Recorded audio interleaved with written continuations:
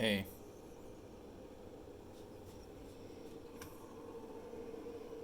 someone was asking me what my explanation for my strategies for making coffee. So here we go. First, we start with our kettle. It's at 93 Celsius. And so then we pour water into our filter here just to rinse it, get extra fibers off, um, paper fibers. Also, warms up the funnel and warms up the cup a little bit so that there's not a big temperature shock when you're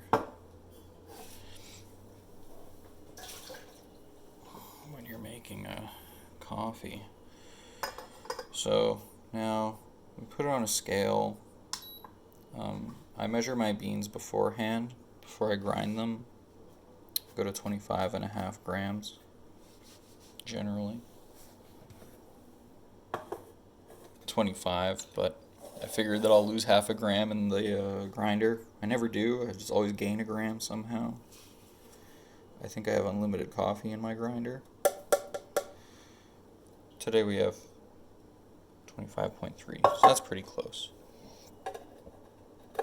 Lost about a quarter of a gram there.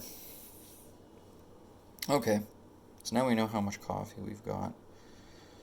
And that's fine. We already knew how much we were starting with. It's not that precise, or it doesn't need to be that precise. So now, use your finger to poke a little hole in the center of the bed of the grind, and that's just so that we can get a little more water into the center of the coffee when we're doing our first pour. So I'm just tear this, and we start adding our water. And we just try and wet the beans here. Just try and get them all soaked up. Now we stop. Just try to get rid of those little dry spots there. Start our timer and wait for about 30 seconds. This just gives the coffee ground here a bit of time to bloom and get a little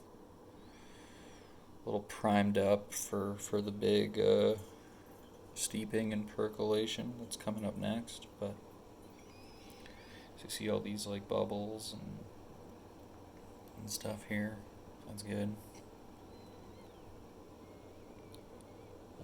Yeah, so there we go. So this cup fits basically about 375 mils of water, 380. So I usually just try and fill it with that much. There's really nothing else to it. I just want a full cup. So now we just start pouring slowly, sort of in a circular pattern, just to try and get as much of the grind covered with water as we can. We don't want any dry or unevenly brewed spots here. So now we're coming up on our 375, so we're going to slow way down. Oh, went a little over. That's okay, we always do. Anyway, stir this up again just to make sure there's no dry clumps messing around and there's not too much sticking to the edge of the glass or the funnel. Got that. And again, we just stir this around just so we don't have anything sticking to the edges or anything missing from the brew that we're trying to make. Now we just wait for the drawdown. Some folks time their pours and add certain amounts of water at certain times, but if I'm honest, I can't be bothered, so I just do this and it turns out okay. Yeah. So that's basically done here. Let's see what this looks like.